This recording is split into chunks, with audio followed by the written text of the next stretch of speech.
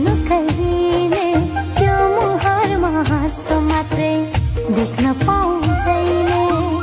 यति भए अरू खुसी चाहिन्न मलाई, मेरो प्यारो